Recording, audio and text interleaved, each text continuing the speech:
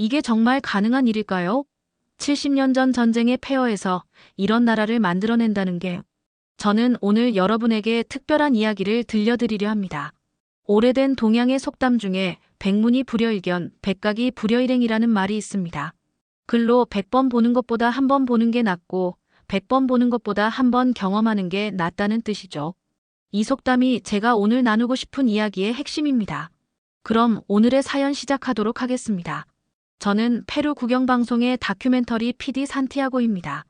백문이 불여일견, 백각이 불여일행 이 말이 제 마음에 와닿아 오늘 이야기의 주제로 삼았습니다. 최근 몇 년간 저희 페루에서는 한류 열풍이 그 어느 때보다 거세게 불고 있어요. 방송국에서도 매주 한국 드라마가 편성되고 길거리에서는 K-팝 음악이 울려 퍼지죠. 심지어 리마 시내의 한 식당은 주말마다 자리를 잡기 어려울 정도로 인기입니다. 이런 현상을 지켜보며 문득 의문이 들었습니다. 왜 이렇게 많은 페루 사람들이 한국에 열광하고 심지어 그곳에서 살고 싶어 할까요? 사실 저는 한국에 대해 깊이 알지 못했습니다. SNS와 지인들의 말을 통해 간접적으로 접한 정보만 있을 뿐이었죠. 그래서 결심했습니다. 직접 한국에 가서 그 매력을 발견하고 많은 사람들이 사랑하는 이유를 찾아내기로 했습니다. 한국이 정말 사람들이 말하는 것처럼 대단한 나라인지 직접 보고 싶었죠. 이런 생각으로 다큐멘터리 기획안을 작성했고 다행히 방송국에서 승인을 받았습니다. 기대 반, 객관적 접근 반의 마음가짐으로 준비를 시작했어요. 저와 함께 이 여정에 동행할 사람은 저의 오랜 동료 라파엘입니다.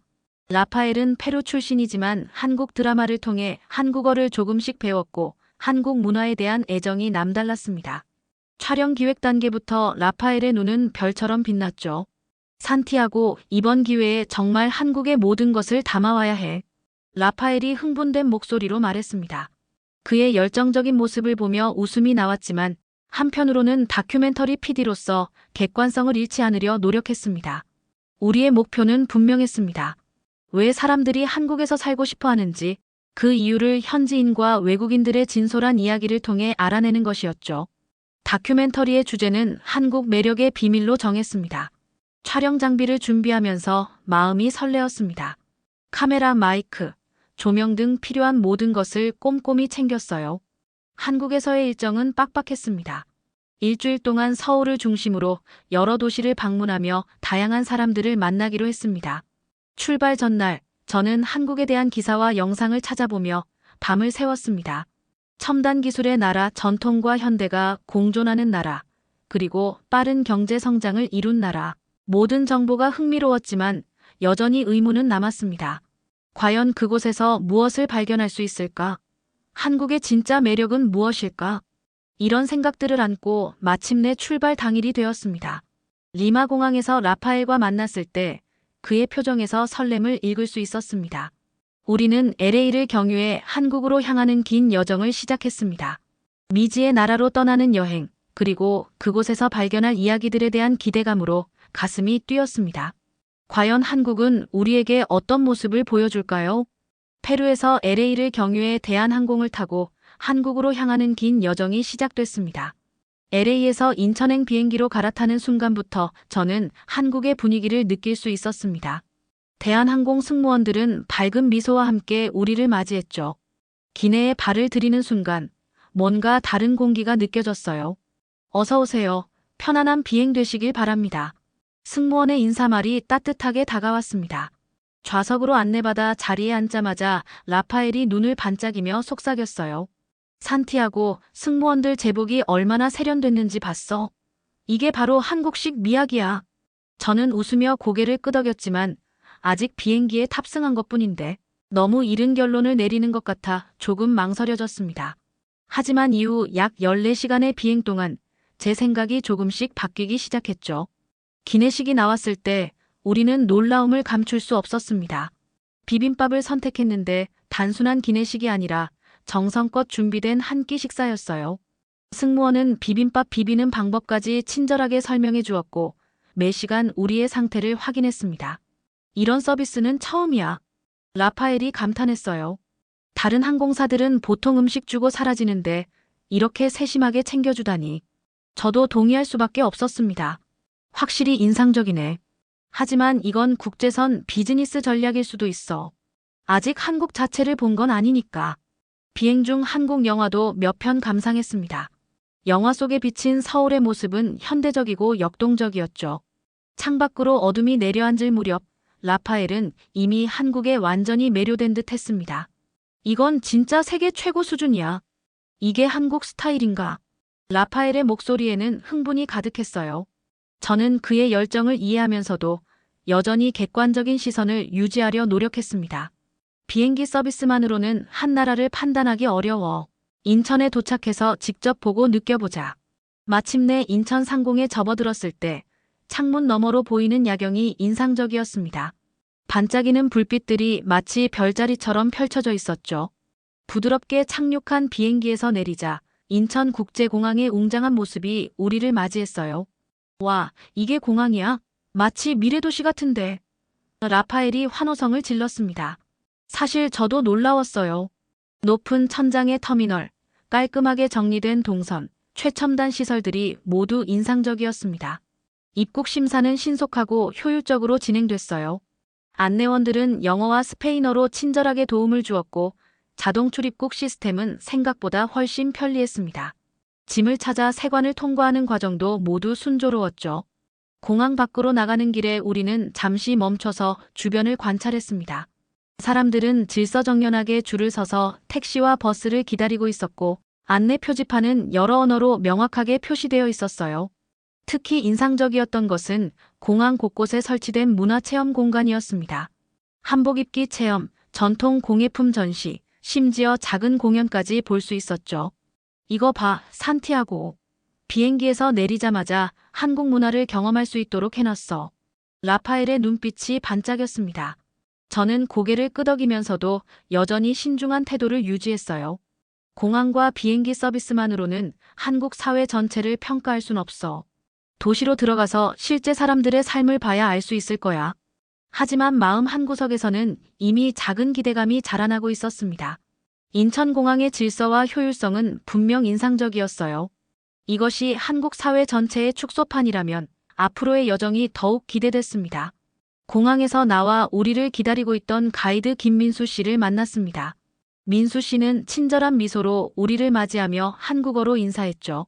라파엘은 배운 한국어로 대답하려 애쓰는 모습이 귀여웠습니다. 이제 진짜 한국 탐험이 시작된다는 설렘과 함께 우리는 서울 시내로 향하는 차에 몸을 실었습니다. 서울에 도착한 다음 날, 우리는 본격적인 취재를 시작했습니다. 민수 씨의 안내로 한국에 거주하는 다양한 국적의 외국인들을 만나기로 했죠. 첫 번째 인터뷰 장소는 이태원의 한 카페였습니다. 유리창 너머로 보이는 서울의 전경이 인상적이었어요. 고층 빌딩과 산이 어우러진 풍경이 페루와는 확연히 달랐습니다.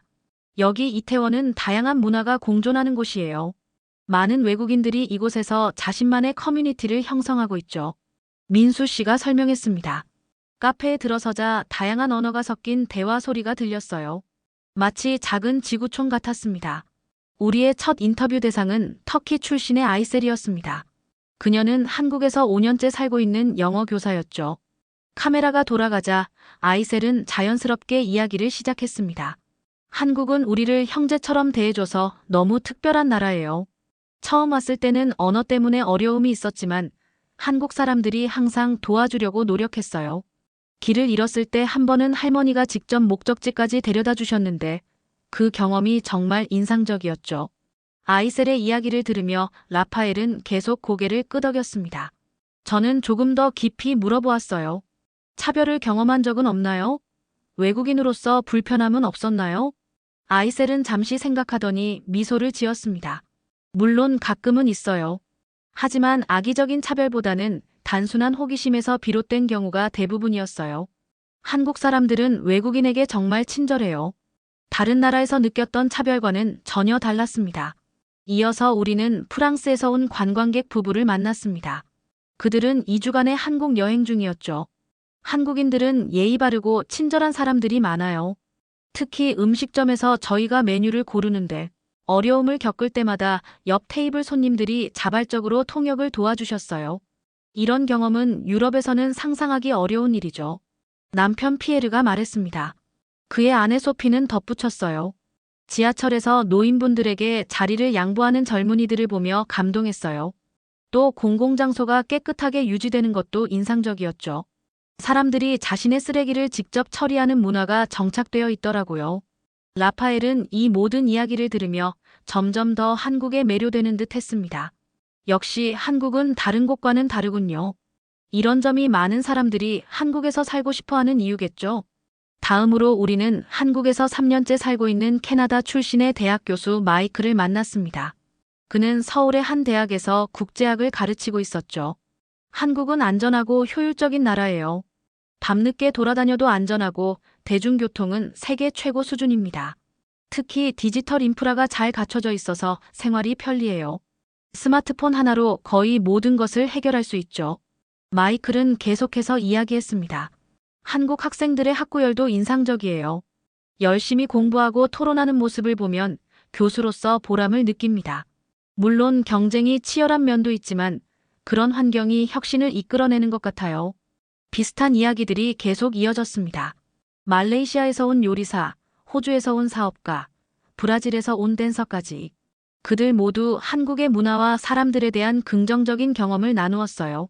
특히 공통적으로 언급된 것은 안전함과 친절함이었습니다. 인터뷰를 마치고 카메라를 끄자 라파엘이 흥분된 목소리로 말했어요. 산티아고, 이 모든 증언이 한국이 얼마나 대단한 나라인지 보여주잖아. 우리 다큐멘터리 주제가 더 명확해진 것 같아. 하지만 저는 여전히 의구심이 남았습니다. 라파엘, 인터뷰 대상자들이 너무 좋은 얘기만 하는데 이게 한국 사회 전체를 반영하는 걸까? 어떤 곳이든 장단점이 있기 마련이야. 우리가 외국인들의 긍정적인 경험만 듣고 있는 건 아닐까? 라파엘은 잠시 생각하더니 고개를 끄덕였습니다. 내 말이 맞아. 좀 더 균형 잡힌 시각이 필요할 것 같아. 한국 생활의 어려운 점에 대해서도 물어봐야겠지. 민수 씨는 우리의 대화를 듣고 미소 지었습니다. 내일은 좀 더 다양한 경험을 가진 외국인들을 만날 수 있도록 준비했어요. 한국에서의 생활이 항상 완벽하지만은 않다는 것을 보여드릴게요. 저는 고개를 끄덕이며 카메라 장비를 정리했습니다. 첫날의 인터뷰는 전반적으로 긍정적이었지만 객관적인 다큐멘터리를 위해서는 다양한 시각이 필요했습니다. 하지만 마음 한구석에서는 이미 한국에 대한 호감이 조금씩 자라나고 있었어요. 이 나라에는 분명 특별한 무언가가 있는 것 같았습니다. 다음 날 우리는 민수 씨의 제안으로 홍대 근처의 한 다문화 센터를 찾았습니다. 이곳에서는 한국에 장기 거주하는 외국인들이 모여 한국어를 배우고 문화 교류를 한다고 했죠. 건물에 들어서자 벽면에 다양한 국적의 사람들이 함께 찍은 사진들이 걸려 있었어요. 한국인과 외국인이 어우러진 모습이 인상적이었습니다. 여기서는 외국인들에게 한국에서 살면서 좋았던 점과 불편했던 점을 솔직하게 물어볼 수 있을 거예요. 민수 씨가 말했습니다. 우리는 다양한 문화권에서 온 사람들과 이야기할 수 있었죠. 첫 번째로 만난 사람은 태국에서 온 수안이었습니다. 그는 한국에서 5년째 살고 있는 요리사였어요. 한국 생활의 가장 좋은 점은 음식 문화예요. 저는 요리사니까 더 관심이 많았죠. 한국 음식은 맵고 자극적이지만 건강에도 좋아요. 특히 발효식품이 많아서 좋습니다. 저는 궁금했습니다. 그럼 외국인들에게 추천하고 싶은 한국 음식이 있나요? 수아는 환하게 웃으며 대답했어요. 비빔밥은 정말 환상적이에요. 여러 가지 채소와 고기, 계란이 어우러진 영양 균형이 좋죠. 또 잡채도 추천해요. 당면 요리인데 맛있고 모두에게 친숙한 맛이에요. 갈비는 말할 것도 없고 떡과 만두도 정말 맛있습니다. 그의 설명을 들으며 저도 모르게 침이 고였습니다. 라파엘은 벌써 메모를 하고 있었어요. 오늘 저녁에는 잡채 먹으러 가자. 다음으로 만난 사람은 미국에서 온 교환학생 제니퍼였습니다. 그녀는 한국에서의 학교 생활을 이야기해 주었어요. 한국의 교육 시스템은 미국과 정말 달라요. 학생들이 훨씬 열심히 공부하고 교수님과 학생 사이의 관계도 좀 더 형식적이에요. 처음에는 적응하기 어려웠지만 이제는 한국식 공부 방법도 많이 배웠습니다. 제니퍼가 말을 이어갔어요. 그리고 한국의 카페 문화가 정말 좋아요. 어디에나 예쁜 카페가 있고 와이파이도 빠르고 안정적이라 공부하기 좋습니다. 미국에 돌아가면 이런 카페들이 그리울 것 같아요. 그런데 제니퍼의 표정이 살짝 어두워졌습니다. 다만 한국 생활의 단점을 꼽자면 중국발 미세먼지 때문에 공기가 좋지 않다는 점이에요. 봄철에는 마스크 없이 나가기 힘들 때도 있어요. 이건 정말 불편한 부분이죠. 라파엘이 고개를 끄덕였습니다. 맞아요. 어제부터 목이 좀 따끔거리더라고요. 미세먼지 때문인가 싶었어요. 저는 생각에 잠겼습니다. 환경 문제는 전 세계적으로 비슷한 고민이니까 이게 한국만의 문제는 아니겠지. 페루도 리마 같은 대도시는 공기 오염이 심각하잖아. 다음으로 오스트리아에서 온 마르쿠스를 만났습니다. 그는 한국 기업에서 일하는 엔지니어였어요. 한국의 직장 문화는 유럽과 많이 달라요. 회식 문화나 위계 질서 같은 부분이 처음에는 적응하기 어려웠습니다. 그렇지만 한국 직장의 효율성과 빠른 의사결정은 정말 인상적이에요. 문제가 생기면 신속하게 해결되죠. 마르쿠스는 잠시 생각하다가 계속 말했습니다. 그리고 한국의 대중교통은 정말 환상적이에요. 깨끗하고 정확하고 어디든 쉽게 갈 수 있어요. 자동차 없이도 전혀 불편함이 없습니다. 이건 한국 생활의 큰 장점이죠. 우리는 계속해서 다양한 국적의 사람들을 만났습니다. 몽골에서 온 가정주부, 인도에서 온 IT 전문가, 베트남에서 온 대학원생까지. 그들은 모두 한국 생활의 장단점을 솔직하게 나누어 주었어요. 공통적으로 언급된 한국 생활의 장점은 안전함, 편리한 대중교통, 발달된 디지털 인프라, 맛있는 음식, 친절한 사람들이었습니다. 반면 단점으로는 미세먼지, 빠른 생활 템포, 높은 생활비, 언어 장벽 등이 거론됐죠. 인터뷰를 마치고 나오면서 라파엘이 말했습니다. 생각보다 균형 잡힌 시각을 들을 수 있었어. 완벽한 나라는 없지만 한국은 장점이 정말 많은 것 같아. 저는 고개를 끄덕였어요. 맞아. 어느 나라나 장단점이 있기 마련이지. 중요한 건 그 단점을 어떻게 극복해 나가느냐인 것 같아. 한국은 그런 면에서 계속 발전하고 있는 것 같다는 느낌이 들어. 민수 씨가 웃으며 말했습니다. 비록 미세먼지 같은 문제가 있지만 한국 정부도 이를 해결하기 위해 다양한 정책을 시행하고 있어요. 시민들도 환경 보호에 점점 더 관심을 갖고 있고요. 우리는 다문화 센터를 나와 근처 한식당으로 향했습니다. 오늘 인터뷰에서 들은 추천 메뉴인 비빔밥과 잡채를 먹기로 했어요. 식당에 들어서자 풍성한 반찬들과 함께 차려진 식탁이 우리를 맞이했습니다. 라파엘은 이미 젓가락 사용법을 연습하고 있었죠. 맛있는 식사를 하면서 저는 오늘 들은 다양한 이야기들을 정리해 보았습니다. 어느 나라든 완벽할 수는 없지만 한국은 분명 매력적인 요소들이 많았어요. 그리고 무엇보다 중요한 것은 끊임없이 발전하려는 의지가 느껴진다는 점이었습니다. 이런 생각을 하며 배부르게 식사를 마쳤습니다. 한국에서의 일정이 절반을 지나고 있었습니다. 우리는 명동, 홍대, 강남 등 서울의 주요 명소를 돌아다니며 많은 장면들을 촬영했어요. 거리 곳곳에서 현지인과 외국인들을 만나 인터뷰했고 한국의 문화와 생활상을 담기 위해 노력했습니다. 하지만 촬영 분량을 검토하면서 무언가 부족하다는 느낌이 들었죠. 호텔 로비에 마련된 임시 편집실에서 저는 지금까지 촬영한 영상들을 살펴보고 있었습니다. 창밖으로는 서울의 밤 풍경이 펼쳐져 있었고 반짝이는 도시의 불빛이 아름다웠어요. 라파엘은 제 옆에 앉아 함께 영상을 확인하고 있었습니다. 우리가 담은 인터뷰들이 정말 좋은데 왜 아직 마음에 안 드는 거야? 라파엘이 물었습니다. 그의 목소리에는 약간의 피로감이 묻어났어요. 연일 계속된 촬영으로 우리 모두 지쳐 있었습니다. 저는 한숨을 쉬며 대답했어요. 다 좋아. 정말 좋은 장면들이야. 하지만 아직 뭔가 결정적인 게 없어. 시청자들의 마음을 움직일 만한 강렬한 순간이 필요해. 라파엘은 고개를 갸웃거렸습니다. 우리 이미 충분한 장면을 찍은 거 아니야? 외국인 인터뷰, 한국 문화 체험, 음식 탐방까지. 더 뭐가 필요한데? 그의 말도 일리가 있었어요. 지금까지 촬영한 장면들은 훌륭했습니다. 한국의 발전된 모습, 친절한 사람들, 독특한 문화, 맛있는 음식들. 모두 다큐멘터리에 담기에 충분한 소재였죠. 하지만 제 마음 한구석에는 여전히 무언가 빠진 것 같은 느낌이 남아 있었습니다. 라파엘, 우리가 담은 모든 장면들이 좋긴 해. 하지만 이게 다큐멘터리잖아. 단순히 한국의 좋은 모습들을 나열하는 게 아니라 왜 이 나라가 특별한지 보여줄 수 있는 결정적인 순간이 필요해. 라파엘은 잠시 생각하더니 고개를 끄덕였어요. 그래, 내 말이 맞아. 강한 메시지를 줄 수 있는 결정적인 순간이 필요하지. 그런데 그걸 어디서 찾을 수 있을까? 민수 씨가 커피를 들고 편집실로 들어왔습니다.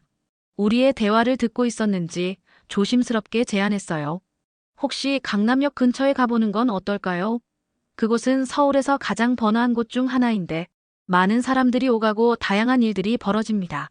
어쩌면 산티아고 씨가 찾는 순간을 발견할 수도 있을 거예요. 저는 잠시 생각해 보았습니다. 번화가에서 시민들의 일상적인 모습을 담는 것도 나쁘지 않을 것 같았어요. 좋은 생각이네요, 민수 씨. 내일 아침 일찍 강남역으로 가보죠. 다음 날 아침, 우리는 서둘러 강남역으로 향했습니다. 출근 시간이라 많은 사람들이 분주하게 오가고 있었어요. 정장 차림의 직장인들, 교복을 입은 학생들, 외국인 관광객들까지 다양한 사람들이 한데 어우러져 있었습니다. 우리는 거리 한쪽에 자리를 잡고 시민들의 모습을 담기 시작했어요. 질서정연하게 지하철을 타고 내리는 모습, 횡단보도에서 신호를 기다리는 사람들, 커피숍에서 아침을 시작하는 직장인들의 모습까지 모두 평범한 일상이었지만 그 속에서 한국 사회의 모습을 엿볼 수 있었습니다. 이런 일상적인 장면들도 좋지만 여전히 뭔가 특별한 순간이 필요해. 제가 중얼거렸습니다. 라파엘은 묵묵히 카메라를 들고 주변을 촬영하고 있었어요. 이제 어떻게 할까? 라파엘이 물었습니다. 오늘 하루 종일 여기 있을 건가? 저는 고개를 저었어요. 아니, 오후에는 남산타워에 가보자. 그곳에서 서울 전경을 담고 관광객들의 인터뷰도 몇 개 더 할 수 있을 거야. 하지만 제 마음속 불안감은 여전했습니다. 시간은 계속 흘러가고 우리의 일정은 얼마 남지 않았어요. 아직까지 다큐멘터리의 핵심이 될 만한 결정적인 순간을 찾지 못했다는 사실이 부담으로 다가왔습니다. 점심을 먹기 위해 근처 식당으로 향하면서 라파엘이 갑자기 말했어요. 산티아고, 너무 걱정하지 마. 때로는 가장 예상치 못한 순간에 기회가 찾아오기도 해. 우리가 지금까지 한 작업들도 충분히 가치 있어. 그의 말에 위안을 받았지만 여전히 마음 한구석에는 불안함이 남아 있었습니다. 페루에서 이 기획을 승인받을 때 저는 한국의 진정한 모습을 담아오겠다고 약속했어요.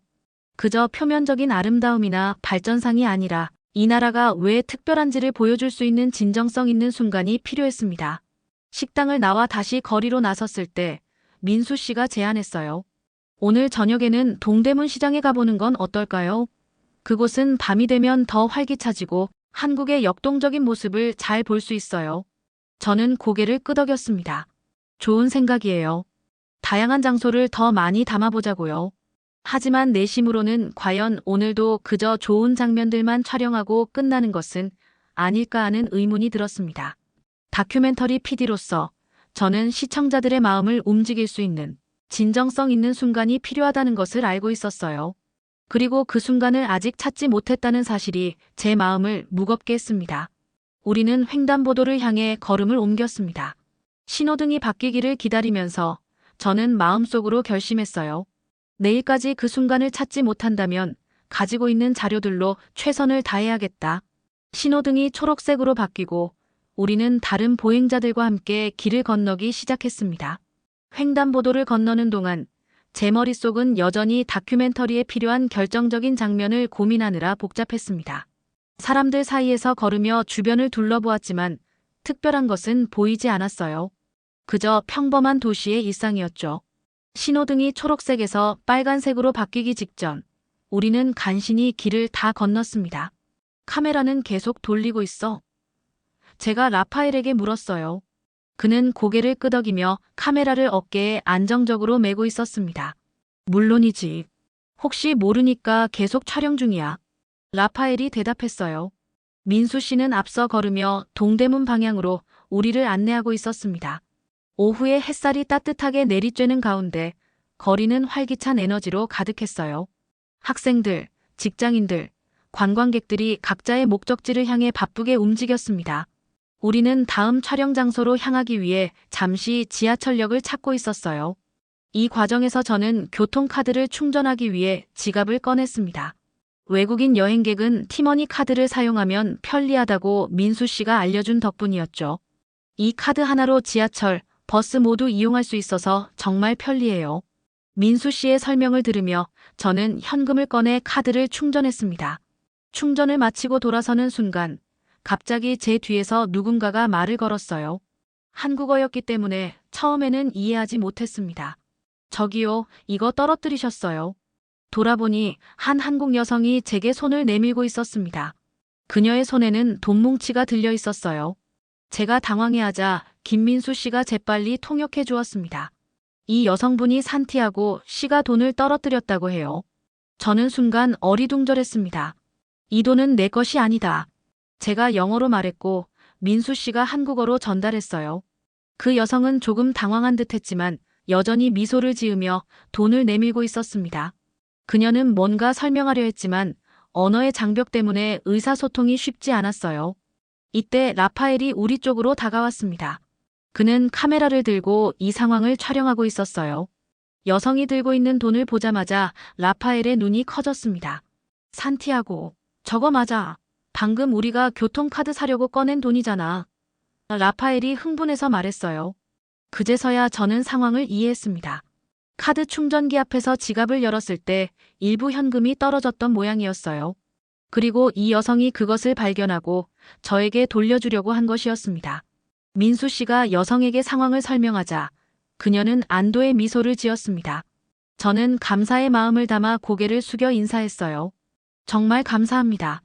제가 서툰 한국어로 말했습니다. 여성은 밝게 웃으며 천만에요라고 대답했고 곧 자신의 길을 가려고 했어요. 하지만 저는 갑자기 이 순간이 다큐멘터리에 담아야 할 바로 그 결정적인 장면이라는 것을 깨달았습니다. 잠시만요. 제가 외쳤고 민수 씨가 통역했어요. 혹시 인터뷰 좀 해주실 수 있을까요?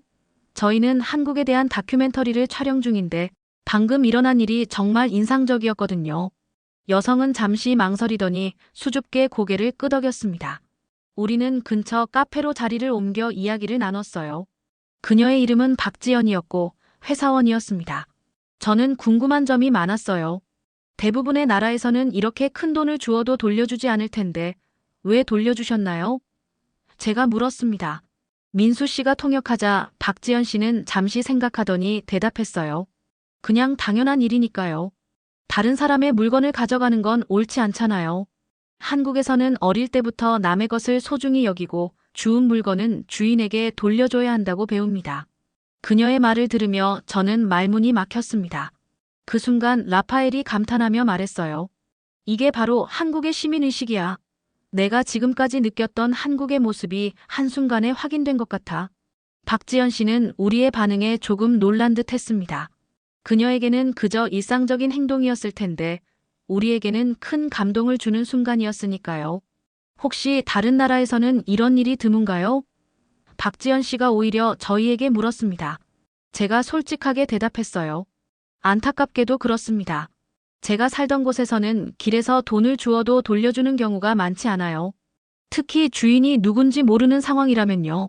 박지연 씨는 잠시 생각에 잠긴 듯 했습니다. 그리고 이내 미소를 지으며 말했어요.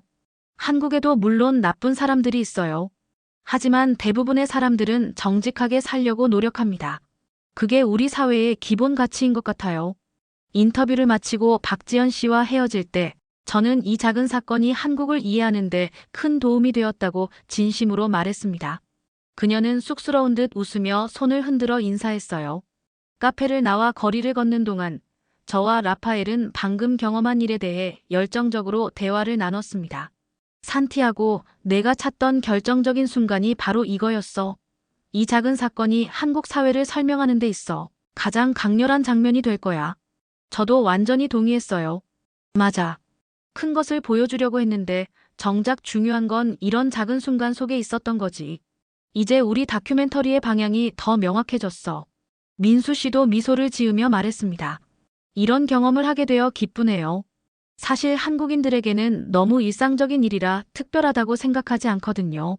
그날 저녁 호텔로 돌아와 촬영한 영상을 검토하면서 저는 이 우연한 사건이 다큐멘터리의 핵심이 될 것이라고 확신했습니다. 적은 돈을 통해 한국 사회의 정직함과 시민의식을 보여줄 수 있게 된 것이죠. 다음 날 아침, 저는 어제 있었던 일을 곰곰이 생각하며 호텔 창문 너머로 서울의 아침 풍경을 바라보았습니다. 해가 떠오르며 도시를 따스한 빛으로 물들이고 있었어요. 어제의 사건은 단순한 우연이었지만 그 속에 한국을 이해할 수 있는 중요한 실마리가 있다는 생각이 들었습니다. 그냥 당연한 일이니까요. 박지연 씨의 이 말이 계속 제 머릿속에 맴돌았어요. 그녀에게는 너무나 당연한 행동이었지만 저에게는 매우 특별한 경험이었습니다. 이런 생각을 하고 있을 때 라파엘이 노크를 하고 방으로 들어왔어요. 좋은 아침이야, 산티아고. 오늘 계획은 뭐야? 라파엘의 목소리에는 새로운 활력이 느껴졌습니다. 저는 미소를 지으며 대답했어요. 사실 어제 만난 박지연 씨에게 몇 가지 더 물어보고 싶어. 어쩌면 한국의 시민의식에 대해 더 깊이 이해할 수 있을 것 같아. 라파엘은 즉시 동의했습니다. 좋은 생각이야. 그럼 민수 씨에게 연락해서 다시 만날 수 있는지 알아볼까? 다행히도 박지연 씨는 우리의 요청을 흔쾌히 수락해 주었습니다. 그날 오후 우리는 인사동의 한 전통 찻집에서 그녀를 다시 만났어요. 조용한 분위기의 찻집은 한국의 전통미가 돋보이는 곳이었습니다. 나무 기둥과 창호지 창문, 은은한 조명이 어우러져 평온한 분위기를 만들어냈죠. 안녕하세요. 다시 만나게 되어 반갑습니다. 박지연 씨가 미소로 인사했어요. 저는 함께 온 민수 씨의 도움을 받아 대화를 이어나갔습니다.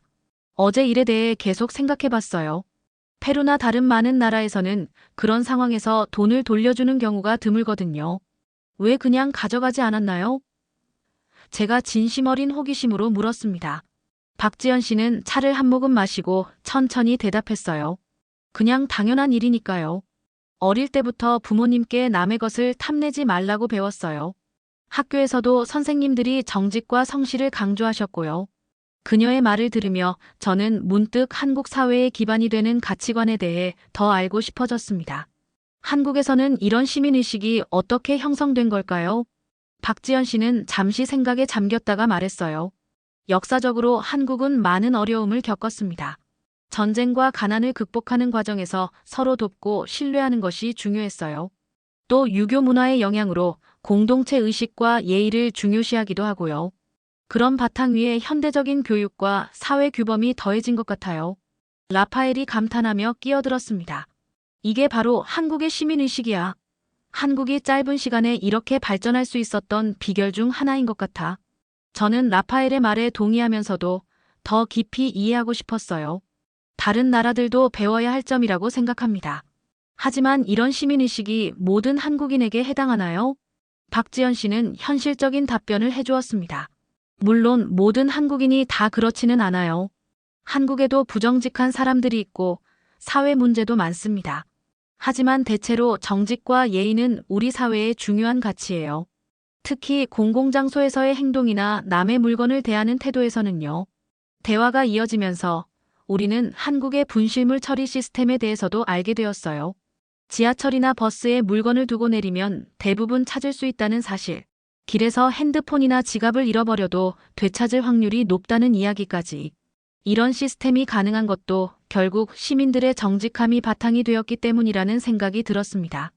우리 다큐멘터리에 이 내용을 꼭 담아야겠어요. 한국의 경제적 성장 뒤에는 이런 시민의식이 있었다는 것을. 제가 라파엘에게 말했습니다. 라파엘은 카메라의 녹화 버튼을 누르며 고개를 끄덕였어요. 이런 작은 행동들이 모여서 사회에 큰 신뢰를 만들어내는 거야. 정말 인상적이지. 박지연 씨는 우리의 열정적인 반응에 약간 쑥스러워하면서도 기뻐했습니다. 이런 일상적인 것들이 외국인들에게 특별하게 느껴진다니 신기해요. 저도 한국인으로서 우리 문화의 좋은 점을 다시 생각해보게 되네요. 인터뷰를 마치고 찻집을 나오면서 저는 이 작은 만남이 다큐멘터리의 중심 주제가 될 것이라고 확신했습니다. 한국의 발전을 이야기할 때 흔히 경제 성장률, 첨단 기술, 한류 같은 것들을 먼저 떠올리지만 그 이면에는 이런 기본적인 시민의식이 있었다는 사실이 중요하게 다가왔어요. 그날 저녁 숙소로 돌아와 촬영 영상을 검토하면서 저는 라파엘에게 말했습니다. 처음에 우리는 한국의 화려한 모습만 찾으려 했지만 정작 중요한 건 이런 평범한 일상 속에 있었어. 돈을 주어 돌려주는 작은 행동. 그것이 한국 사회의 본질을 보여주는 것 같아. 라파엘은 심각한 표정으로 고개를 끄덕였어요. 맞아. 어떤 나라든 진정한 모습은 화려한 건물이나 기술이 아니라 평범한 사람들의 일상적인 행동에서 드러나는 거지. 우리가 찾던 한국의 진짜 모습을 발견한 것 같아. 민수 씨도 우리의 대화를 듣고 미소 지었습니다. 한국인으로서 이런 평범한 일상이 특별하게 느껴진다는 것이 신기해요. 때로는 외부인의 시선이 있어야 우리가 당연하게 여기던 것들의 가치를 깨닫게 되는 것 같네요. 그 순간 저는 다큐멘터리의 마지막 내레이션이 어떠해야 할지 구상하기 시작했습니다. 한국의 진정한 힘은 화려한 외관이 아니라 이런 작은 순간들 속에 깃든 정직과 신뢰, 책임감에 있다는 것을 보여주고 싶었어요. 그것이 바로 많은 사람들이 한국에서 살고 싶어하는 진짜 이유 중 하나일 것이라는 생각이 들었습니다. 한국에서의 마지막 날이 밝았습니다. 창밖으로 보이는 서울의 아침 풍경은 일주일 전 처음 봤을 때보다 더 친숙하게 느껴졌어요. 짧은 시간이었지만 이 도시와 사람들에 대해 많은 것을 배웠습니다. 특히 돈을 돌려준 그 작은 사건은 제게 큰 울림을 주었죠. 호텔방에서 짐을 정리하면서 저는 페루로 돌아가 완성할 다큐멘터리에 대해 생각했습니다. 처음에는 한국의 화려한 기술과 발전상에 초점을 맞추려고 했지만 이제는 다른 이야기를 하고 싶었어요. 한국의 진정한 힘은 그런 표면적인 성취가 아니라 그 이면에 있는 사람들의 가치관과 시민의식에서 비롯되었다는 것을 말이죠. 라파엘이 방문을 두드렸습니다. 준비됐어? 오늘은 마지막 촬영이야. 저는 고개를 끄덕였어요. 응, 거의 다 됐어. 오늘은 어디서 촬영할 계획이지? 민수 씨가 남산타워를 추천했어. 서울 전체를 한눈에 볼 수 있는 곳이래. 마무리 장면으로 완벽할 것 같아. 라파엘이 설명했습니다. 그날 오후 우리는 남산타워에 올랐습니다. 전망대에서 바라본 서울의 전경은 정말 장관이었어요. 도시 전체가 생명력으로 움직이는 듯했죠. 여기서 마지막 내레이션을 녹음하면 좋을 것 같아. 제가 라파엘에게 말했어요. 그는 동의하며 카메라를 세팅했습니다. 민수 씨는 잠시 자리를 비켜주었고 저는 서울을 배경으로 다큐멘터리의 마지막 메시지를 전달할 준비를 했습니다. 카메라가 돌아가자 저는 마음을 담아 이야기하기 시작했어요. 한국의 경제적 성공 뒤에는 이런 작은 순간들이 쌓여 있었다. 서울의 전경을 가리키며 말했습니다. 길에서 주운 돈을 돌려주는 행동, 공공장소를 깨끗이 사용하는 마음, 서로를 배려하는 작은 실천들이요. 이런 기본적인 시민의식이 한국이라는 나라를 떠받치는 보이지 않는 기둥이었습니다. 잠시 숨을 고르고 계속했어요. 나는 한국에서 잃어버린 것이 없었다. 오히려 아주 중요한 것을 하나 배워서 돌아간다. 진정한 국가의 발전은 화려한 건물이나 첨단 기술만으로 이루어지는 것이 아니라 그 사회를 구성하는 사람들의 작은 실천과 가치관으로부터 시작된다는 것을요. 서울의 풍경을 배경으로 저는 마지막 말을 이었습니다. 백문이 불여일견, 백각이 불여일행. 100번 듣는 것보다 한 번 보는 것이 낫고 100번 보는 것보다 한 번 경험하는 것이 낫다는 한국의 속담처럼 직접 경험하기 전까지는 정말 알 수 없는 것들이 있습니다. 한국의 진정한 아름다움은 그런 경험 속에서 발견했습니다. 내레이션을 마치자 라파엘의 눈가가 촉촉해졌어요. 정말 훌륭해, 산티아고. 이게 우리가 전하고 싶었던 메시지야. 우리는 남산타워에서 내려와 도시의 거리를 걸었습니다. 이제는 단순한 관광객이 아니라 이 도시와 사람들에 대한 깊은 이해를 가진 사람으로서 걷는 느낌이었어요. 거리의 사람들, 건물들, 소리들이 모두 새롭게 다가왔습니다. 우리가 촬영한 영상들 중에서 일상적인 장면들도 많이 넣어야겠어. 제가 라파엘에게 말했어요. 지하철에서 노인에게 자리를 양보하는 청년, 거리를 청소하는 시민들, 질서정연하게 줄을 서는 사람들의 모습. 이런 작은 순간들이 한국의 본질을 보여주는 거니까. 라파엘은 고개를 끄덕였습니다. 맞아. 그리고 배경음악도 중요할 것 같아.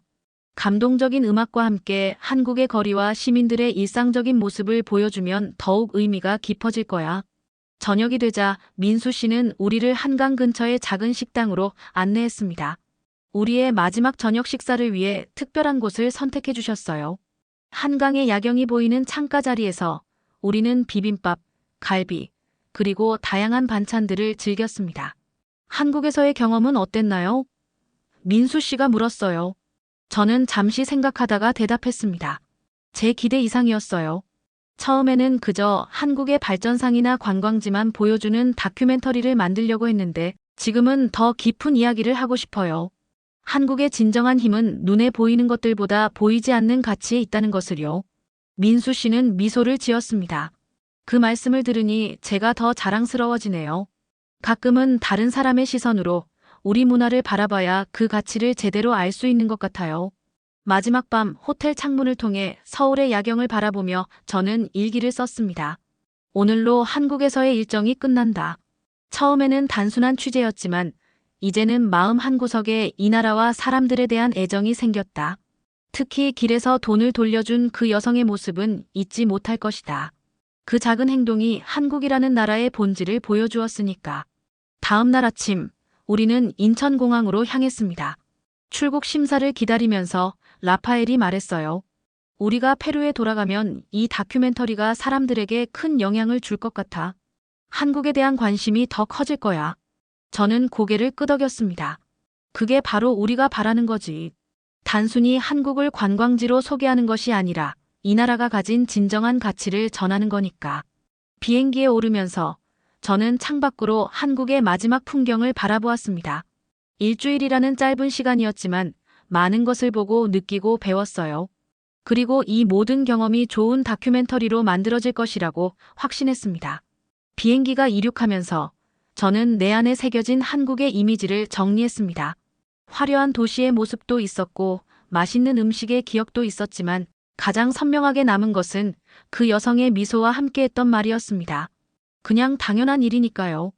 그 말 속에 한국의 정신이 담겨 있었습니다.